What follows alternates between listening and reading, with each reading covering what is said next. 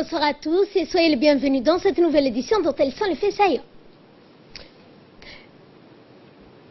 Le chef de l'État Ismaël Omar Guelleh a regagné la capitale cet après-midi après avoir pris part au 3e sommet Chine-Afrique. Nous verrons également dans ce journal qu'un cessez-le-feu a été trouvé près de Tripoli, c'est ce qu'a annoncé l'ONU.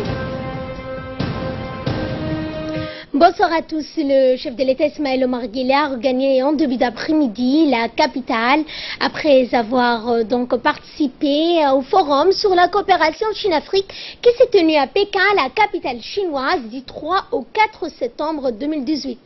Événement intervenant tous les 3 ans, l'édition 2018 du Forum Chine-Afrique sur la coopération auquel le chef de l'État vient de prendre part était dédié à l'ascension des efforts visant à s'inscrire dans la durée, la complémentarité et l'interdépendance économique de la Chine et de l'Afrique. À noter par ailleurs que ce forum Chine-Afrique sur la coopération a intégré tout un volet dédié aux communautés d'affaires des deux pays. Au cours de ce 3e forum Chine-Afrique, le président de la République Ismaël Omar Guelleh a été accompagné d'une forte délégation comprenant plusieurs membres du gouvernement, dont le ministre des Affaires étrangères de la coopération internationale, Mahmoud Ali Youssouf, le ministre auprès de la présidence chargé des investissements, Ali Guelleh Aboubakar, le ministre des Finances, de l'économie, M. Elias Moussa Dawale, et le ministre de l'énergie chargé des ressources naturelles, Younis Ali Guedi.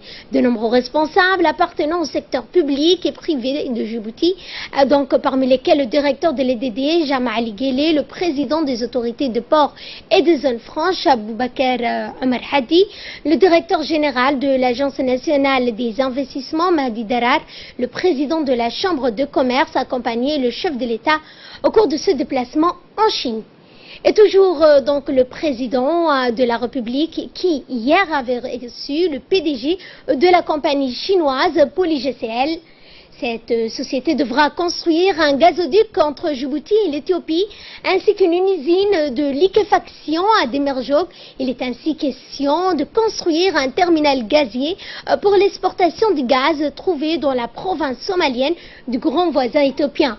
Les discussions entre les deux hommes ont donc essentiellement porté sur l'acheminement et la transformation du gaz naturel en provenance de l'Éthiopie. À sa tête, le président des PolyGCL, M. Chou, et nous avions discuté, entre autres, d'abord sur l'état d'avancement du méga projet gazier et des choses auxquelles la République de Djibouti a facilité et auxquelles a été finalisé auprès de la société PolyGCL, mais aussi sur la partie éthiopienne sur les accords intergouvernementaux qui sont en phase finale et terminés. Donc aussi, le président de PolyGCL nous avait aussi promis qu'il allait aussi nous faire un plan de développement à Djibouti avec de nouveaux projets concernant la zone de Demerjog, chose qui a été faite, et des plans de développement ont été présentés au président de la République de Djibouti. Donc nous attendons grand chose et nous allons certainement accompagner la société PolyGCL à, Inch'Allah, réaliser tous ces grands projets. Et aussi concernant les énergies renouvelables à Djibouti, PolyGCL nous a présenté, de par sa filiale JCL, de nouveaux projets sur les énergies renouvelables. Donc nous allons essayer de développer avec eux, mais aussi avec l'équipe de l'EDD et du ministère de l'Énergie, des projets solaires et éoliennes. Et nous comptons bien entendu recevoir dès la semaine prochaine les équipes de JCL, mais nous allons continuer notre périple en Chine et continuer sur la ville de Suzhou, le quartier général de CGL, afin de voir et de signer un protocole d'entente avec la société de JCL pour ainsi développer à Djibouti les énergies renouvelables. Et le directeur général de l'EDD, M. Jama Ali Guelleh, s'est réjoui de toutes ces belles opportunités qui permettront, a-t-il dit, dans un futur proche, de réduire le coût de la facture énergétique. Et le chef de l'État a également rencontré les dirigeants d'autres sociétés chinoises ainsi que des chercheurs et professeurs chinois. Cela a eu lieu après sa participation au forum économique portant sur la coopération Chine-Afrique. Le chef de l'État a ainsi accordé des interviews au président du directeur général de la China Civil Energy Construction, M. Zhao Dianlong, avec qui ce dernier a parlé de la société chinoise qui a construit le train électrique djiboutien. Il a surtout été question d'échanges sur l'évolution du projet de construction de deux tours jumelles dans le quartier de Boulos, sur l'appréciation des investissements qu'ils souhaitent réaliser tout au long du nouveau chemin de fer djiboutien, sur la nature des projets touristiques qu'ils espèrent à long terme entériner, sur toute la façade maritime qui donne accès à la plage La Sissa. Et poursuivant ces rencontres, le numéro 1 djiboutien s'est entretenu avec M. He Li-wing, PDG de la société Touchroad, qui compte investir dans le pays. Donc le PDG a fait part au président de la République des projets de sa société vis-à-vis de notre pays. Et retour à Djibouti, le ministre de l'Éducation nationale et de la formation professionnelle Moustapha Mohamed Mahmoud a reçu ce matin dans son cabinet la visite de l'ambassadeur du Japon. L'entrevue s'est déroulée en présence du secrétaire général du MENFOP ainsi que des hauts responsables de son département. Au cours de l'entrevue, le ministre a apprécié cette visite, et la visite de l'ambassadeur a permis ainsi de faire le point sur l'excellence des relations de coopération dans le domaine de l'éducation. La question de la qualité de l'enseignement et notamment en mathématiques à l'école primaire a été abordée. Ce fut l'occasion pour l'expert japonais affecté de présenter son rapport de fin de mission pour accompagner les équipes pédagogiques. L'amélioration de la qualité de l'enseignement et apprentissage a été constatée, ce qui a constitué une satisfaction. Et par la même occasion, les échanges entre les deux parties ont permis de renforcer les relations entre les deux pays frères dans le domaine de l'éducation. Le MENFOP et l'ambassadeur du Japon ont pris également l'engagement de garder un contact étroit afin de poursuivre le travail en commun dans le domaine de l'éducation. Et l'Institut diplomatique, ainsi l'ambassadeur de la République de Djibouti à Riyad, M. Diaddine Bamakhrama, a rencontré le directeur de l'Institut, Saoud Faisal, pour les études diplomatiques. Afin de discuter du développement de la coopération entre les deux instituts et les deux pays frères. La rencontre s'est déroulée dans le nouveau siège de l'Institut Saoud Faisal des études diplomatiques en présence de M. Zakaria Hussein, l'ambassade de Turquie et le chef du département de l'Institut saoudien. Notons que le directeur des deux instituts de Djibouti a signé un accord de coopération en 2017. Et dans le cadre de la préparation, et poursuivant avec ce magazine de la rédaction, nous allons parler des moyens de transport et notamment des taxis, un moyen de transport comme les autres, un magazine de la rédaction que je vous propose de regarder. Ministère des Transports, quelques 1800 taxis circulent aujourd'hui dans la capitale pour transporter les gens d'un endroit à l'autre. Et les prix ne sont pas fixes ou stables, ils dépendent de la distance parcourue. En dépit des tarifs anciennement établis et en parfaite coordination entre syndicats des taxis, ministère des Transports et la mairie de la ville, les prix sont généralement négociés en avance entre le chauffeur du taxi et son client. L'extension de Djibouti-Ville explique cette augmentation du nombre de taxis, mais pas seulement si certains ont fait de ce métier des chauffeurs de taxi leur principal gagne-pain. D'autres ont recouru comme métier d'appoint pour subvenir à leurs besoins financiers. Un seul job ne suffisait plus face à une inflation galopante. Beaucoup des Djiboutiens deviennent des taximans en dehors de leurs heures de service, surtout en fin d'après-midi, les week-ends et les jours fériés. Un même véhicule utilisé comme taxi peut également être conduit par plusieurs membres d'une famille qui alternent leurs heures de sortie à la recherche des clients à transporter. Il arrive aussi que le chauffeur ne soit pas le propriétaire de son propre véhicule et qu'il travaille pour quelqu'un d'autre. Beaucoup de taxis en circulation ne sont pas neufs et pour amoindrir leur coût d'achat, on acquérir des véhicules de seconde main ou en anglais second hand.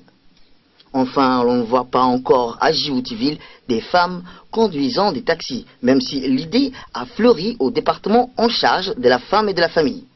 D'élégantes jeunes femmes sont pourtant visible partout à Djibouti-Ville, conduisant des belles berlines.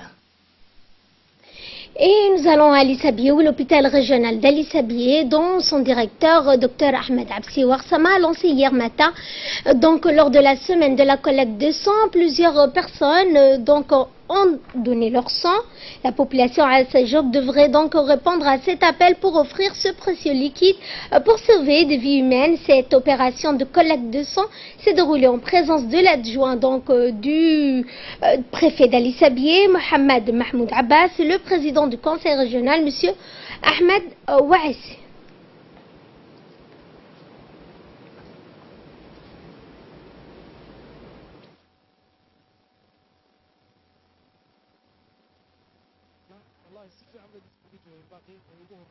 Ali-Sabié est toujours dans le cadre de la chasse aux trafiquants de tous bords. Hier, dans l'après-midi, la brigade des douanes dans la région d'Ali-Sabié a intercepté des produits de de contrebande, a été saisie par la brigade des douanes en provenance des autres pays, notamment de l'Éthiopie.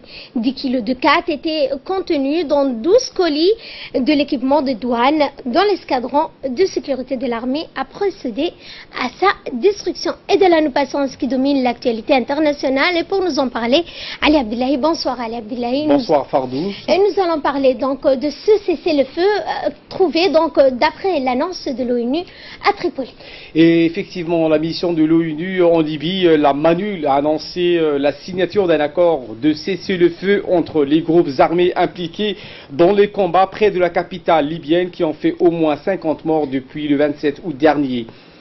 Après une nouvelle journée marquée par des violents affrontements Fardous au sud de la capitale, les combats ont cessé en début de soirée, mais il n'était pas possible de vérifier si l'accord était totalement respecté par les nombreux belligérants. La semaine dernière, un accord de cessez-le-feu annoncé par des dignitaires n'avait pas été respecté. Pendant quelques heures, le Haut-Commissariat de l'Organisation des Nations Unies aux droits de l'homme s'est dit de son côté préoccupé par l'impact du conflit sur les groupes en situation vulnérable, notamment les migrants et les personnes déplacées. Et en Syrie, cette fois, l'armée russe confirme à Ali avoir bombardé des cibles terroristes à Idlib. Effectivement, 4 avions de l'armée russe sont bombardés ce mardi des cibles de l'organisation terroriste Jabhat al-Nusra dans la province rebelle syrienne d'Idlib. C'est ce qu'a déclaré le porte-parole du ministère de la Défense, Igor Konashenkov.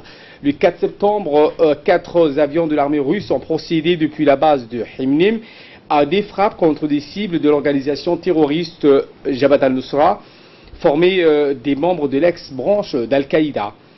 Eh bien, Fardous, pour être clair, l'Observatoire syrien des droits de l'homme, l'OSDH, a affirmé qu'au moins 13 civils, dont 6 enfants, malheureusement, avaient péri dans ces raids russes sur la province d'Idlib, dernier grand bastion insurgé du nord-ouest de la Syrie. Ces frappes interviennent quelques jours d'un sommet qui doit réunir ce vendredi à Téhéran les chefs de l'État iranien, russe et turc. Et au Japon, Ali, le violent typhon Jebi laisse derrière lui de multiples dégâts. Et pour être clair sur le nombre de morts, on dénombre 11 morts, plus de 600 blessés, mais également des dégâts matériels considérables et le chaos à l'aéroport de Kansai, le 21e typhon de la saison qui a traversé ce pays. Le Japon restera bien présent dans la mémoire des Japonais, même s'il est loin d'être le plus meurtrier. Le typhon Jebi a provoqué des graves dégâts, particulièrement dans la région d'Osaka. Des mesures ont donc été prises dans tous les pays. Les compagnies aériennes qui avaient renoncé à environ 800 vols ont encore annulé autour de 160 ce mercredi, selon les chiffres compilés par l'agence japonaise de l'information. Le trafic ferroviaire est en revanche à peu près revenu sur la normale. Jusqu'à 2,4 millions de foyers de bâtiments divers ont été privés d'électricité dans ce pays, mais le courant a été rétabli par une bonne partie de cette région d'Osaka. La région d'Osaka a donc été cette fois sévèrement touchée, avec des centaines de maisons totalement ou partiellement détruites, des poteaux à terre, des arbres arrachés, des toitures envolées, bref. 3000 passagers et plusieurs centaines d'employés sont bloqués dans cette région. Merci Ali pour toutes ces précisions. Merci également à vous de nous avoir suivis. Excellente soirée sur Télé Djibouti.